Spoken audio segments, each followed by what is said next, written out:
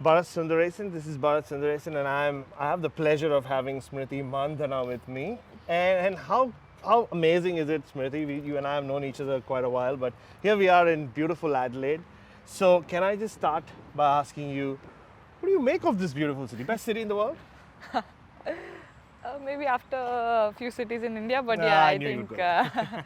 But no, I think I've always liked coming to Adelaide. Whenever I've visited Australia, I've always loved coming here, and really I like little quiet places. And this is like perfect. It has everything. Plus, it's very quiet. So, and plus, I think the grounds are pretty beautiful as well. And you originally come from a pretty quiet place in Yeah. India, which is kind of a rarity, a quiet place in India, but you do come from one of these. Yeah, that's what like I've got used to staying in Sangli. I come from a place where it's like you just a little laid back life. You just do your work and leave. So yeah, Mumbai is tough for me, but yeah, I'm just getting used to that. So I'm glad, and we're glad that you left fancy Sydney for quite old Adelaide in the WBBL as well. Yeah, it's been a while I played for Sydney, so haven't done Big Bash. I've come to Big Bash after a while. Yeah, but so the last time you were there, you did play for Sydney. So, women's cricket evolves so quickly, and every year there's something new happening, and you guys keep raising the standards year after year. So, what do you remember from your WBBL experience? Yeah, I think every year has taught me a lot of things. Especially, I think the first year when I came when I was an 18-year-old, taught me a lot of things. Coming, you are Indian, so as an Indian kid, to do your stuff on your own, cook on your own, do your dishes on your own, or even putting your washing machine was a big Right. thing at that time. So yeah, it was. I think it somehow got me more mature as a person, leave it all Yeah. an athlete. So that was good, and I enjoyed myself at that time. So I had to go back, and then that was again a big learning for me. And then of course the Hobart was also pretty nice, nice place. And then of course Thunder, again good memories. So yeah, all the three seasons have taught me a lot. Yeah, and like you said, you're coming back after quite a while, and I know you're very humble, but you're a celebrity. You're a big name cricketer, not just in India but around the world. So, can you take us through what made you choose the Strikers? What was it that led to your decision to move here? I think the players, the Strikers players, I think always, whenever I played against them as well, and also whenever I followed Big Bash, I always found them a really nice bunch, really nice people. Then, of course, I played with few of them in other leagues. I played with T-Mac, Talia Megra in 100 for the Brave. Then I played with Velo and Megan Shoot. So yeah, I knew them well. And there's always this conversation whenever I come back to Big Bash, and then of course I know Luke now very well. It's been like we've been following each other now. We've done 100 WPL and now the Big Bash. So yeah, I think what makes you choose a team is the people, and I feel like the nicest people are the Adelaide people. Yeah, and the nicest people move to Adelaide as well. So I take that as a compliment. But you spoke about your relationship with Luke, and you were there together in the WPL. So I've been hearing a lot about how that was one of the main reasons you chose the Strikers. You developed a great bond with him. Yeah, I think it's been a journey with Luke. Of course, I knew him for the first year. He was assistant coach for the Brave, and then yeah, in I think WPL the second season, Luke was our head coach. So over that period, of course, building the whole WPL team, and you know what makes what goes behind the scenes in the IPL and WPLs in terms of retentions and all of that. So a lot of number of calls and then that conversation. So I think that bond was really developed during the WPL, and then of course good memories with the second one. So yeah, I think. And then of course the conversation started for that the Strikers. So yeah, here I am. I think it's pretty nice. And you spoke about the second season of the WPL. What was it like? I watched it from afar. For a lot of people, it was to put it into context, like when RCB won it, with you at the helm, and it felt like the city celebrated for what 2 or 3 days, and for a women's cricket team to get that kind of attention and generate that kind of interest, it must have been so special. Yeah, for sure. I think with RCB, one thing is for sure the kind of support the fans give. I think that was something which was even visible in the first season, but of course we did not give them enough chances in the first season to celebrate. I think the second season was pretty special in terms the support of the fan. I think the first match when I walked out for the toss and the whole reception which came, I think that was pretty special memory. And then of course the trophy. I think the kind of support they showed for us in the whole last 2 seasons. I think we felt like we want to do something for them, and we ended up doing that was pretty special. And I think more than you feeling good about what's happened or something, I just to see the joy on people, the faces on the people of our RCB fans, I think was something really special. Even now, like till date, people come up to me and really thank me whenever I go to Bangalore, which is I find it like I'm a pretty shy person, so it's just a little overwhelming. But yeah, I think it's just the start. Hopefully, we just keep doing the good work. You spoke about people walking up to you and thanking you. So can you kind of, for an Australian audience, put into context what it is like being Smriti Mandhana in India? Wherever you go, you're recognized, and I know you don't like the word, but you are a bit of a celebrity. I don't know. I'm pretty shy for this, but yeah, I think of course in the last 2-3 years it's been. I wouldn't say that stepping out has been easy nowadays in India. Just to put it in simple words, but yeah, whenever I think that happens for me, I think firstly it never comes down to the thought that what's Smriti Mandhana or what happens. I just whenever that happens, like when I said about the toss, the first thing which comes is like women's cricket is winning. Like it could happen to me, it will happen to it's happening to other players in the team, and it will keep happening. And of course there'll be a lot of players who will come in also. But when I started the journey of as a women cricketer, I did not imagine this happening, what's happening back home. So which is pretty nice, which we get appreciated, we get criticized, but I think overall I think the support that they feel, I think that's something really nice. So just to put it in words, I think more than myself, I just feel like happy that women's cricket has reached that place. And you're right, when you started, and you speak to a lot of Australian cricketers, after all the success that they've achieved here, your counterparts, they've also gone through that journey from not being recognized to now being household names. So it must really warm your heart when you see not just what's happened with women's cricket and you getting recognized, but others in India as well, and all around the world enjoying that same status of celebrity.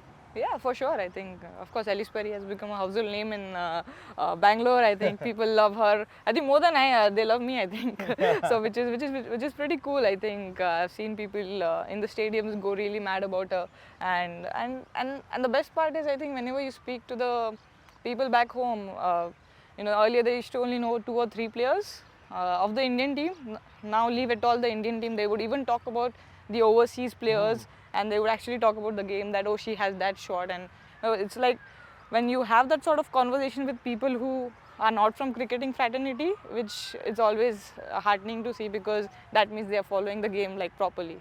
So just the last question about being a celebrity, because I don't know what it is like to be a celebrity, Smriti, so I want to know. So we've heard stories of Sachin Tendulkar sporting a beard, or Virat Kohli booking out a movie theatre. So what's your go-to? I don't want to picture you with a beard, Smriti. Don't get me wrong. So what is it? What is it that you do to kind of avoid the public, and when you just want some alone time? Firstly, I'm not a big person on going out. I like my own space, and so that's not something which really stresses me out in terms of going to malls or something. But yeah, if at all I have to go out and step out, I think nights are a good time when it's a little dark. And I think COVID has made our life a little easier. You can just put a mask and you can just walk around. So people don't think that it's anything different. They just feel that I'm just getting protected for the COVID stuff. And sometimes when you know that it's going to be too crowded or somewhere, I think a hoodie and a mask generally works. So yeah, and as I said, I think I'm not that person that I want to step out every day or do something of that sort. I really like my people, my own space. So Australia would be like a great spot for you, right? Like even in your previous tours, you've come here a lot. Just to be able to walk around, go get yourself a coffee, and people kind of leaving you alone. How much do you enjoy coming here for that? It's really nice. Yesterday I went grocery shopping, which was very nice. You don't get to do that a lot in India. So which is nice to go to Coles and pick up stuff and just cook by yourself and just So yeah, I think it's nice to just walk around, and great coffee places here.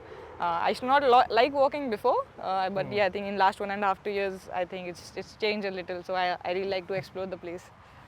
So, are there parts of Australia that you've been to, and are there parts of Australia that you want to visit? Has always been on your bucket list? I think pretty much covered Australia in terms which we've played. I think Sydney, Melbourne, Brisbane, Hobart, of course, has.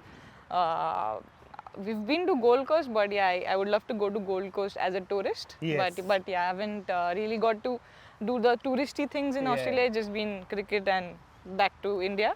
So hopefully maybe I'll have to come without my kit bag and visit Australia properly.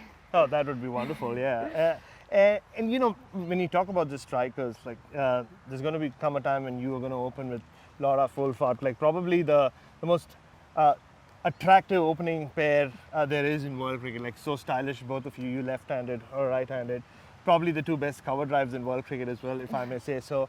Like you played a lot of cricket against her. Have you played a lot of cricket with her as well? Yeah, we just finished the South Africa all format series. Against her, like, Against yeah, her, I mean, yeah. like, as teammates. Like, No, I don't think we've played together. This is the first time, and of course, I think she's a great batter. To watch her bat is just amazing. I think she's been in amazing form coming into the Big Bash, and again, as you said, I think her cover drives are, I think, one of the best in the world. So, which is very nice, and I'm really looking forward to batting alongside her, T-Mac, and everyone. But yeah, I think hopefully we both can get our cover drives going. I'm sure everybody in Australia wants to see that as well. But you mentioned T-Mac a few times there. So Talia McGrath is like, local, homegrown hero, and she's really come of age in the last 5-6 years. She's a leader within the Australian team. She's captained Australia as well now. So how has that relationship developed over the years? Yeah, I think we both are pretty quiet people. Not that we chat around the whole year, but I think whenever we do meet, it's always to have a good conversation, and yeah, pretty similar people, pretty quiet. Both of us are pretty shy and quiet people, which is nice to have someone who's like a similar person. So yeah, I think we had a really good time at 100 when we played for Brave together. So yeah, hopefully we can have good memories for this Big Bash as well. And speaking of the players you played against, like when you look at the Big Bash League or the WBBL, I guess you played against everyone there is to be played against. But is there anyone in particular, other rivalries, matchups that you enjoy more than others, like that you look forward to? Not really. I think not like that aggressive as a person that I would go and sledge anywhere. Not in an aggressive way, but like, I would like to score runs off her, for example. Someone who's not. I think next we are playing Brisbane, so Shika is playing. Shika is there, Oh, yeah. so and then of course Jamie is there, so it'll be good to go against your own country people. So hopefully I could sledge something. I'm sure I won't be doing that, but still, if something comes in my mind, I Right. will definitely do. And it is so good to see so many Indian players come and make a mark in the WBBL. Right? You spoke about Shikha Pandey. She made her debut. She bowled the first ball, took the first wicket of this season. So that must be so heartwarming for you to see so many Indians come in. Yeah, for sure. I think it's just to see that many Indians, picked up. I think long back when me and Herman, I think the first season when the BCCI allowed us to play, I remember that me and Herman coming after the Big Bash, we just had this conversation that it would be cool to have other girls to experience that sort of a thing as well, where the cultural exchange definitely helps give you that experience and the confidence. So yeah, this year there's I think six of us, so which is nice. And for someone like Shikadi, I think I'm really happy that she's performed really well in the last 3 or 4 matches. I've been following her performance, and definitely again Hemlata and Yastika as well. I think Deepti, Jemmy and me have been playing other leagues, but for Yastika, Shikadi and Hemlata, I'm really happy that they'll get that experience. I mean, we are in Adelaide, so it might seem like a biased question, but like, are there venues around Australia that you like to play at the most, like purely as a batter, or just like just how the venue is and where you feel really at home? I think Adelaide Oval, of course. I haven't played a lot there, but I played one like long time back. But then I've seen the men's team, and of course I've played a lot of cricket on this oval. Yeah. And I think the first century of my life internationally I scored at Hobart. So yeah, good memories at Hobart as well. Yeah, I'm sure the Strikers team would love for you to go back to Hobart and score runs against them, your former team. Yeah. Uh, so we also like away from the cricket, Smriti. I know you own 2 cafes, or is it one for now, and you're opening your second cafe? Just the one. Just the one for now. So Oh God, I guess. we have to talk about this now. You're in a coffee country. I never appreciated coffee before I moved to Australia, or as much as I do now. So, like, how did that come about? Just a little bit of history about the cafe. Have you always been a coffee fan, or? Not a big coffee fan, but I always wanted to do something in hotel business. Like, if not a cricketer, I wanted to be like a chef. I was always a big foodie. I wanted to explore the stuff and all of that. And then the cafe opportunity, I think 5-6 years back, it came up, and then of course I was really keen because, as I said, I always wanted to do this, like in terms like have this as a something in my life. So yeah, I think it's named SM18 Cafe, which is my initials, and the jersey number, which is pretty special. And yeah, and we've tried to make it a little more like people would get a little more experience about my career and my life, and then the few jerseys which we've put up. So which is nice, and I think I don't know if Aussies will like the coffee there. It's pretty Indian coffee, but yeah, we try and make it the authentic way. Yeah, but do you like the Aussie coffee? Like, they're really obsessed over their coffee here. Like, I've become a coffee snob since I moved here. Yeah, I think the conversations around has always been that what coffee do you like and all of that, and I think in India it's pretty basic, Nescafe. Sab log wahi peete hain, like you just put Exactly, Nescafe yeah. in the milk. But yeah, I think over years, last 5-6 years, being around in these leagues, you of course exchange a little bit of culture, and Yeah. that's one thing which of course I've gotten, that I try and see the coffee places and what coffee is better, and I've tried to change my coffee preferences as well, which is like from latte to cappuccino to americano.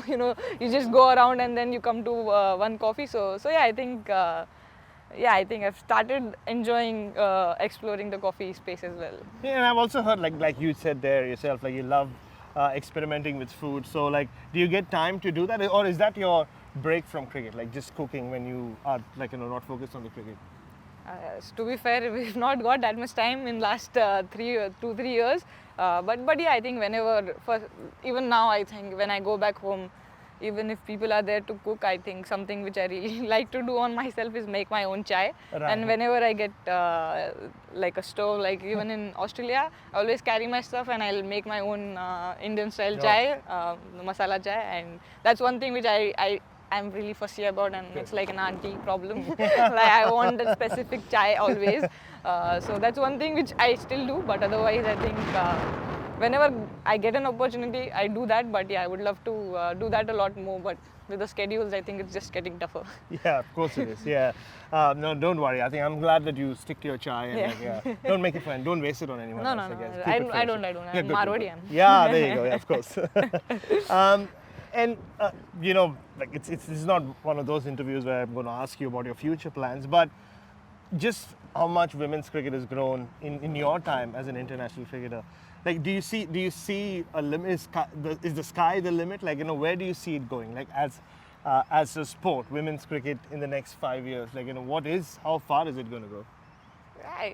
To be fair, it's really hard to put a limit to it because the kind of growth is happened, I think, has been just massive and unexpected. I think the 2017, especially the 2017 World Cup, changed things for us, and then the WPL has taken it to some another level, and then we've seen what men's IPL has done over years, and you don't know what's the limit for the WPL as well as and definitely, I think there's one thing which is definitely missing in the Indian puzzle is the World Cup. Yes. And I think if that happens, that will definitely change a lot of more things for women's cricket in India. But yeah, I think we'll have to just put our head down and keep doing the work, and hopefully the result will come. Perfect, Smriti. Just the last couple of things, like, the people here like to make fun of us for the way we nod our heads, but which we don't. Like, I don't know whether we do it or not, but they like to go ya na as well. Like, so have you picked out a ya na yourself, or like any other Aussie expressions that you like throwing back at them? It's just been yesterday. I've just come landed yesterday. Okay, I'm see sure what's I'm sure they'll start making fun of few things from tomorrow. But yeah, the nodding thing. Yeah, I did experience that. A lot of people in the first year of my Big Bash used to greet me as well like that, Oh, right. which was very funny. But yeah, I think I always keep saying that it's a pretty traditional thing. We all do that, and I'm sure that there are few things which they do which is weird too for us, so which is I Absolutely it think is. both ways, which is You yeah. get it back. Like I said, like they say we don't. You ask a question to an Indian where you don't know whether saying yes or no. But they start every answer with yeah, nah. So what do they have on us? Yeah, Like and they love talking about the weather as well. they're obsessed about it. They're upset about it. Yeah, the first question is, oh, the weather is No, nice. I know. And if they have nothing else to say, they're like, it's a sunny day, right? Yes, mate, it is. Like, yeah. So And another thing, and this is the final thing. Can you just look into that camera and say how best to pronounce it? Because I've got everything for my name, from Bharat Sundaresan to Barry Sanderson to everything in between. But how do you say Smriti Mandhana in your own words? it's simple, guys. Smriti Mandhana. I can't expect Aussies to get it right. Indians go and get it wrong. So, but yeah, if it's called Smriti Mandhana, try and see if you can get it properly. Perfect. Thank you so much, Smriti. Thank you so much. Thank you.